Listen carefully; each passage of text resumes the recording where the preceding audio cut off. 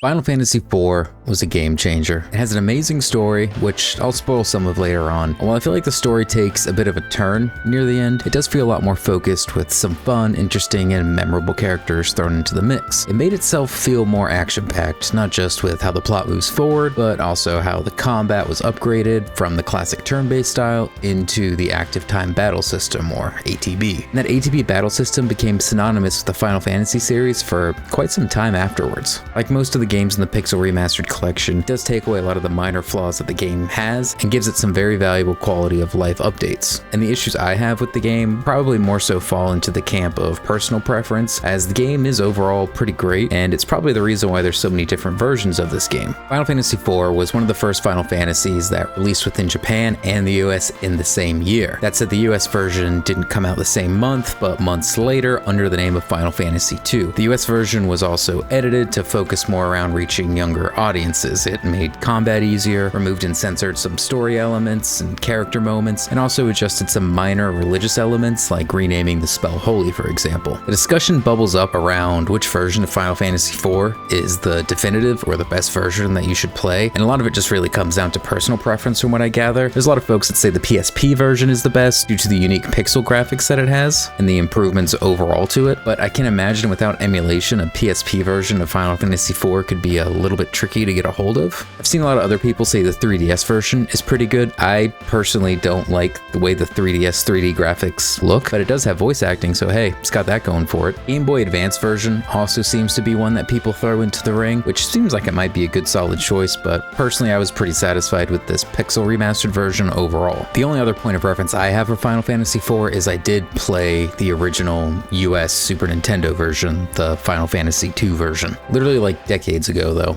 And this one isn't really in the running at all for best versions. Like I said, they toned a lot of elements down in it, and I honestly don't recall beating it back then. I did remember some key plot points, and as I was playing through this Pixel Remaster version, I did start remembering little pieces of the puzzle and piecing them together and getting some of those nostalgia bursts when I would see certain moments happen. But going into this game, my expectations were really high because I remembered it really favorably from when I played it when I was much younger. And it honestly met those expectations and possibly even exceeded them. Final Fantasy IV starts out quick and aggressive. You're a dark knight named Cecil, commander of the Red Wings, who is going around the world destroying various towns and villages. Goal? You're trying to obtain the elemental crystals for the king. Cecil is starting to question the methods of obtaining these crystals, and he's beginning to wonder to himself, hey, are we the bad guys here? This questioning of the king's methods ends up with Cecil being branded as a traitor, and his rank ends up being taken away from him, forcing him to go on a redemption mission with his buddy Kain. But again, this ends up with him being tricked into burning down another town.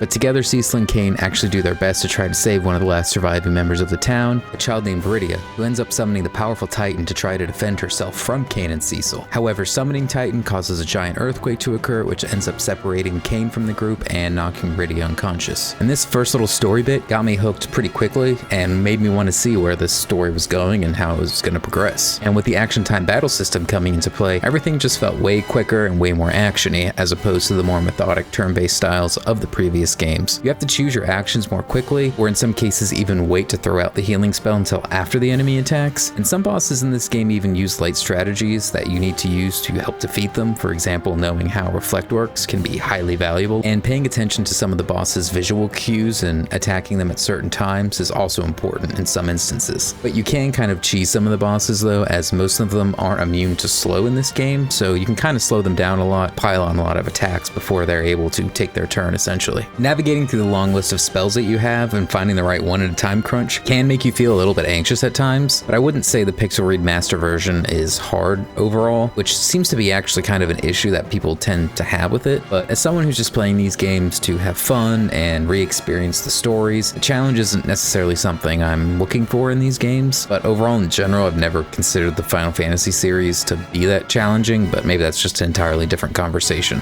Now, this game does use a job system. Each character is sort of locked into their jobs, however, and in most cases the job is usually tied into their story, which is something I enjoyed. And Cecil starts out as a Dark Knight and Kain is a Dragoon. You get a handful of various different mages and sages throughout your journey. Honestly, maybe too many different versions of mages and sages. You also get the monk named Yang, the summoner Rydia, a bard named Prince Edward, and the too cool for school punk ninja named Edge. Sid actually also joins your group at some points in the game, rocking the engineer job. Cecil is the only character who really does have a job change, as he has a story moment where he goes from the job Dark Knight into becoming a paladin. Rydia, she does kind of go through a job change a little bit, but she just becomes a more advanced version of a summoner. All these characters you get to play as in this game though are pretty fun, have personality, and tend to have a unique ability or two that are tied specifically to them, also making them further stand out as being unique. And your party rotates a fair amount in this game, some party members staying with you much longer than others do. And there are even some points in this game where you get 5 party members instead of the 4 that you got in the previous titles. And combat's pretty fun because of these jobs. The upgraded ATB was a big game changer for the franchise as a whole, and it was implemented well, and I never felt like I was running into too many enemies during this game at all, and combat just never felt exhausting. Maybe it did in the final dungeon a little bit, but I feel like that's something you should kind of expect out of a final dungeon. But while I did find the variety of jobs and characters to be pretty good, some jobs like Kane's Dragoon and Sid's Engineer did feel a little simple compared to other jobs like Edge's Ninja. But with the ATB moving combat at a much quicker pace, having a simple job where basically you only have 2 options isn't terrible. If you have 5 characters running around with you and they're all jobs like Edge's, it could be a little bit cumbersome to get through your abilities pretty quickly. So I can see where having a couple simple jobs in that rotation of 5 is actually pretty helpful to you as the player. But again, Sid and Kane's jobs did just kind of feel a little bit flat to me, even though Jump is pretty iconic. I almost want to make the argument that Cecil falls into this bucket as well as being a somewhat simple job, but his cover ability does make it feel like you're protecting and saving your squad at some points, which can be actually pretty exciting at times when you save them from a fatal blow or a knockout. I just wish he did get some more unique spells as Paladin. Otherwise, characters like Rydia and Edge just feel a little more fun and versatile to use in combat. They just have way more abilities, and their abilities also just looked a lot cooler than some of the other basic attack abilities. Some of the spells like Holy and stuff do look good as well, but I do see how if you had a team of complex jobs like Rydia and Edge, that could just leave you stumbling over your choices in battle. Now for the main plot, the main story that carries everything forward is the pursuit of the elemental crystals and trying to stop the king and the new Red Wings leader Golbez from gathering the remaining crystals. And much like Final Fantasy II, you're usually on your back foot in this game. You're either too late, like when you show up and encounter Prince Edward, or you're not strong enough to stop them, like when you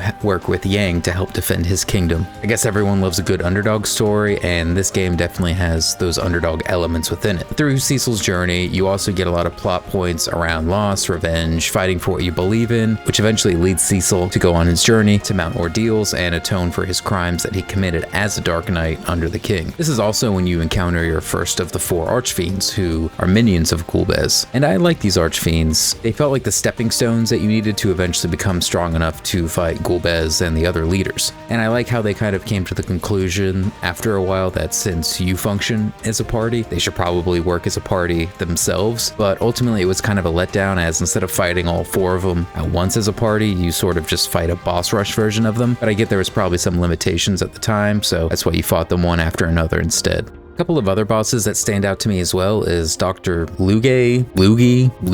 I don't know, man. I definitely think this guy is the precursor to Dr. Hojo in Final Fantasy VII, as Lugi likes to experiment on people, doing twisted experiments to them, even turning Edge's parents, the king and queen of Evelyn, into grotesque monsters, something that Hojo would totally do as well. And fighting the giant mech robot is also pretty cool and stands out to me as being a really awesome set piece as well. And this journey you go on eventually takes you to the underground with the dwarfs, where you need to collect the dark crystals to further open your passageway to the moon. Yes, I said the moon, as this is where the main villain is slumbering, using his psychic powers to manipulate people into doing his evil bidding. So you do eventually get a spaceship that's called the Lunar Whale, and you go to the moon, which they kind of tease will be a possibility earlier on in the game through the mention of a prophecy. And while I did think this trip to the moon was a little bit of a G. Willikers moment, the moon's size did kind of feel like a little bit of a letdown. I think going to the moon was definitely a unique curveball in this game that was thrown in, but this is kind of where some of the story beats to me just felt a little off, and almost like they were just adding certain elements to the story just for filling it out a little bit more. And this is sort of where my single main issue comes in with the game that I'm honestly probably going to get a lot of flack for, is that I feel like Golbez and Kane should have maybe just been one character. They kind of both go through the same story arc. They get mind controlled, both have a chance to kill Cecil and they don't, because they still had some good in them. them. A wizard uses a powerful spell on them to break them free from the mind control, and once freed, they help out Cecil and the group. Now, both these characters do look cool. Kain rocks that classic dragoon look that everyone loves, and Golbez has that armored Darth Vader style look going on for him, and they both have their own personality types. Kain lives in the shadow of Cecil. He deals with the struggles of jealousy, but despite those jealousies, Kain is still Cecil's best friend at the end of the day. And then Golbez just kind of shows up as being the new big scary bad guy, along with his archfiends, who's manipulating Kain, giving Kain the glory and recognition that Kain so desperately feels like he wants and deserves. But it turns out Golbez is actually Cecil's real brother, and when Golbez isn't being mind controlled, he's actually a really sweet guy. I feel like I would have just liked it a lot better if Kain, when he was manipulated by the big bad Zemis, directly just took on an alter ego of Golbez and almost became like a Dark Dragoon or something, sort of like the inverse of how Cecil goes from a Dark Knight to a Paladin. It feels like Kain was more fleshed out at the start of the game than they sort of weren't 100% sure what to do with him near the end. And I get he joins you every now and then, and he kind of works as like a mole a little bit for Golbez, but when Golbez turns good, it just kind of didn't feel that impactful to me overall. It just kind of felt like, oh, okay, this guy's on our team now, I guess. And Golbez doesn't even really join your party. He just sort of runs off with another one of your teammates to go try and stop the baddie. This isn't to say I don't like Kain and Golbez separately. I just kind of feel like at the end, Golbez gets that redemption arc where Kain doesn't, and he probably should have. But I guess that's kind of Kain's character, and that he never really gets what kind of deserves. And while Kain does join Cecil and the group a handful of times throughout the story, help you stop Golbez, I just feel like Golbez and Kain could have maybe been put together as one single character instead. And the final big bad of the game being Zemis just kind of didn't work that much for me either. I get he was this ancient dormant evil from another planet that was full of anger, and he was the puppet master the whole time, and it just felt like he was kind of thrown in just to be the villain behind the villain. He's almost like a Great Value Genova, even though this was a way earlier precursor to that. Golbez just worked way better for me and being the main villain, and when he turned, we sort of lost that. I just feel like having Zemis and all that anger and malice he had just being channeled into Golbez and turning him into that monstrosity we fight at the end just would have worked a little bit better for me. But I did like the story overall, even though I do have my nitpicks around how I feel like Kain and Golbez could have maybe been one character, or Golbez just should have ended up being the final bad guy instead. But like I said, I did enjoy this story overall, and I liked how the game took breaks in it to let you kind of explore the map and run around. You get to explore the earth, you get to explore the underground, you get to explore the moon, and each of these areas do have their own unique bits to them. I really enjoyed the Witch Toad dungeon in the underworld, which I know is odd since I said in the other games I tend to hate those dungeons where they force you into Toad or Minnie, but because this happened later on in the game, it felt way more fun and more manageable to me, and it ended up giving me that charming feeling that I feel like the other games were trying to pull off and didn't. And I also liked how you go to the land of the summons with Rydia, and you get to see where she trained, and you can actually unlock some more summons through going into that land. And I like how Bahamut was also a hidden summon on the moon as well, and you had to eventually earn your way to go challenge him. It's just a lot of great fun elements overall in this game, which just improve it and raise it up. And I think this game having great characters like Cecil, like Rydia, and even Kain are the reason that so many folk really liked this game and fell in love with it. And I think the action time battle system really made this game stand out, as it was the first game to really introduce this system, and